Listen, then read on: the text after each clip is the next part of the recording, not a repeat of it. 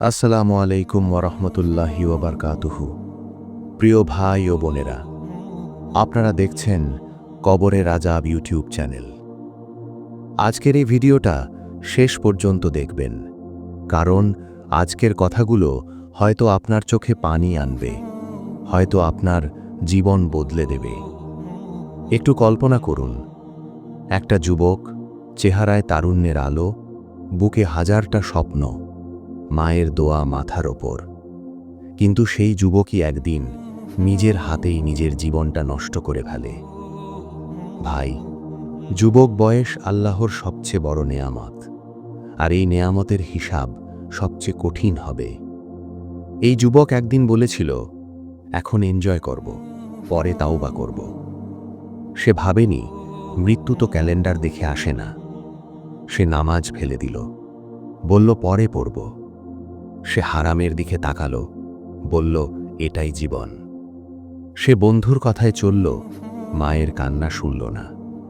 রাতে সে হাসে, দিনে সে ঘুমায়। ফজরের আজান তার কানে বাজে, কিন্তু সে কম্বল টেনে ঘুমিয়ে পড়ে। মা দরজার ওপাশে কাঁদে, বাবা নামাজটা পড়, কিন্তু সে বলে আম্মা পরে। ভাই, এই পরে শব্দটাই আজ কত যুবকের কবর বানিয়েছে। একদিন হঠাৎ তার বুকে ব্যথা ওঠে, শ্বাস নিতে কষ্ট হয়। বন্ধুরা নেই, ইয়ার নেই, রাতের হাসিগুলো নেই। হাসপাতালের বিছানায় শুয়ে সে হঠাৎ বুঝে ফেলে জীবনটা সে কোথায় নষ্ট করল। চোখের সামনে ভেসে ওঠে ফেলে দেওয়া নামাজগুলো, করা গুনাহগুলো, মায়ের ভেজা চোখ। সে কাঁদতে চায়, কিন্তু চোখের পানি শুকিয়ে গেছে। সে তাওবা করতে চায়, কিন্তু জিহ্বা ভারী হয়ে গেছে। ভাই ও বোনেরা, এটাই সেই মুহূর্ত যখন মানুষ বুঝে যুবক বয়স কত দামি ছিল।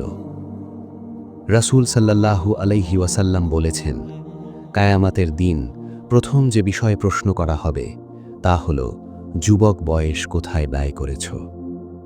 ভাই, যুবক বয়স নষ্ট করা মানে শুধু দুনিয়া নষ্ট করা না, আখিরাত নষ্ট করা। আজ সে যুবক কবরে শুয়ে আছে। তার সাথে নেই মোবাইল, বন্ধু, নেশা, হারাম সম্পর্ক। আছে শুধু তার আমল। আর সেই আমল যদি খালি হয়, তাহলে কবর হয়ে যাবে শাস্তির গর্ত।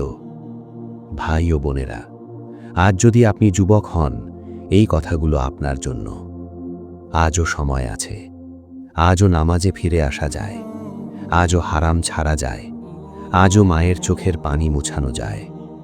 মনে রাখবেন, যুবক বয়স আর ফিরে আসবে না, কিন্তু এই বয়সে করা তাওবা জীবন বদলে দিতে পারে। প্রিয় ভাই ও বোনেরা, যে যুবক আজ গুনাহে হাসে, সে কাল কবরে কাঁদবে। আসুন, যুবক বয়স নষ্ট না করি। আজই আল্লাহর দিকে ফিরে আসি। আল্লাহ যেন আমাদের যুবক বয়সকে নেক আমলে ভরিয়ে দেন, এই দোয়াই করি। আমিন। প্রিয় ভাই ও বোনেরা, আজ আমরা এখানেই শেষ করছি। আসসালামু আলাইকুম ওয়া রাহমাতুল্লাহি।